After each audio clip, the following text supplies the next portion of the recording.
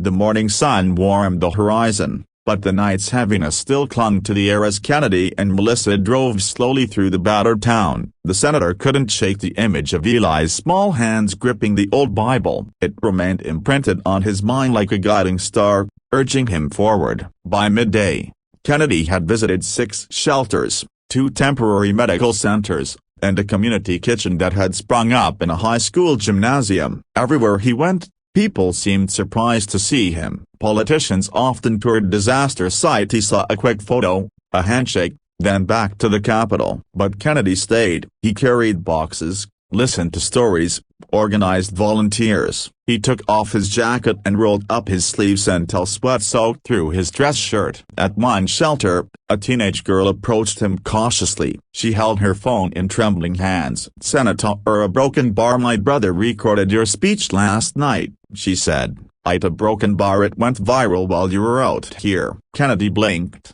confused. "Viral?" She nodded. "Millions of views. People are sharing it everywhere." They said it felt honest, like you weren't talking at people, but to them. Melissa gave a half laugh, half sigh. "Tom, you broke the internet." Kennedy smiled faintly, but the truth was the viral videos didn't matter to him in that moment. Politics didn't matter. Ego, numbers, optics, and none of it had anything to do with what he felt here among these people. Still, as they walked on, he couldn't deny a certain shift. Volunteers who had been wary approached with newfound trust. Families who felt lost asked him what the next steps would be. Reporters arrived in clusters, hungry for footage, but Kennedy barely acknowledged them. He focused on the ones who needed him most. But not everyone welcomed him with open arms. That afternoon, at a temporary housing site, a group of frustrated residents confronted him. A middle-aged man stepped forward, jaw clenched tight. "You say you care,"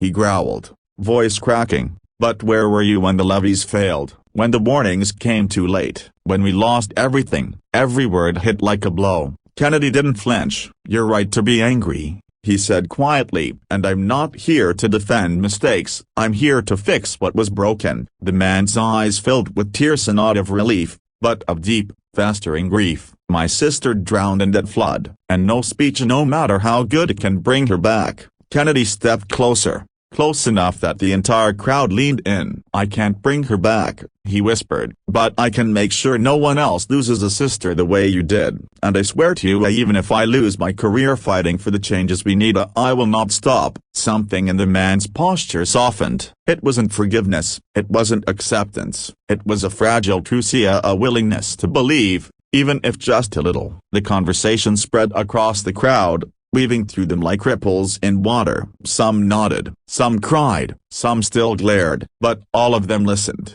because Kennedy wasn't offering platitudes, he was offering responsibility. As sunset approached, Kennedy's team insisted he take a break. He refused. He insisted on visiting the southern ridge, the area hit hardest by the storm, where homes were still buried beneath fallen trees. When they arrived, rescue crews were working under harsh floodlights, cutting through debris, searching for survivors. A fire captain recognized Kennedy and jogged toward him. "Senator, we've got a situation, a family trapped in their basement under heavy timber. We could use extra hands." Melissa shot Kennedy a warning look. "Tom, you are not a rescue worker." "No," he agreed, already heading after the captain. "But I'm a man with 2 working arms." He grabbed gloves from a volunteer and began hauling debris alongside firefighters. His muscles screamed, but he ignored the pain. Every piece of wood, every broken beam, brought them one step closer. Then a voice cracked through the air. "We hear you. Please help us." A woman's frantic cry surged from beneath the rubble. The team redoubled their efforts. Kennedy pushed aside chunks of drywall, his hands shaking, sweat dripping into his eyes. For a moment, he feared they wouldn't reach them in time. Then a small opening appeared. A firefighter shined a light through the gap. Inside, a young couple huddled around their daughter, shielding her with their bodies, dust coating their faces. Relief broke through their terror when they saw the rescuers. "We're going to get you out," the captain shouted. Piece by piece, they cleared a path. When the family finally emerged, the little girl clung to Kennedy's neck, sobbing into his shirt. He held her gently, whispering, "You're safe now. You're safe." Reporters captured the moment from a distance, but Kennedy didn't even notice. All he cared about was the trembling weight in his arms and the father's cracked voice saying, "Thank you, a broken bar. Thank you for not giving up." Melissa stood nearby, watching the scene. She blinked rapidly, overwhelmed. When Kennedy approached her, still holding the little girl, she whispered, "Toma, broken bar, this is more than politics now. This is history." But Kennedy shook his head. "No," he murmured, "this is humanity." That night, after the rescued family was taken to a medical tent, Kennedy finally allowed himself to sit. His body throbbed, his clothes were ruined, his hands were scrapped raw, but his soul felt alive. He sat on the edge of a fallen tree and watched as volunteers passed out food to displaced families. Kids played with donated toys. A pastor prayed softly with a grieving mother. A group of teenagers used their phone flashlights to help medics sort supplies. This was community. Real, imperfect, resilient community. Just as Kennedy closed his eyes, completely drained, he heard footsteps. When he looked up, he froze. There, walking toward him with his mother, was Eli. The little boy still held the same Bible, but now it was pressed against his chest, as if protecting it from the chaos around them. Eli smiled shyly. "Mom said we should come help tonight. I brought the Bible in case someone else needed hope." Kennedy laughed softly,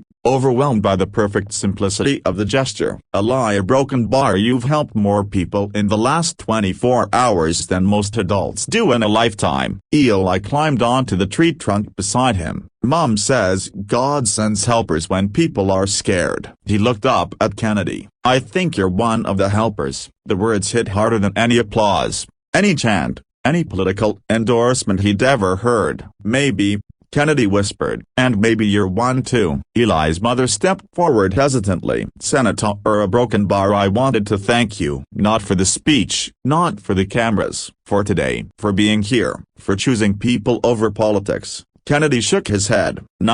"Thank you. I wouldn't have been here if your son hadn't reminded me who I'm supposed to be." Eli leaned against him, the Bible resting between them. In that quiet moment under floodlights, amidst trouble, surrounded by suffering yet trapped in hope, Kennedy realized something profound. Strength doesn't always roar. Sometimes it whispers through the hands of a child, through the pages of a worn book, through the broken hearts that keep beating anyway. The world didn't need a perfect leader. It needed a compassionate one, and he was finally ready to become that man.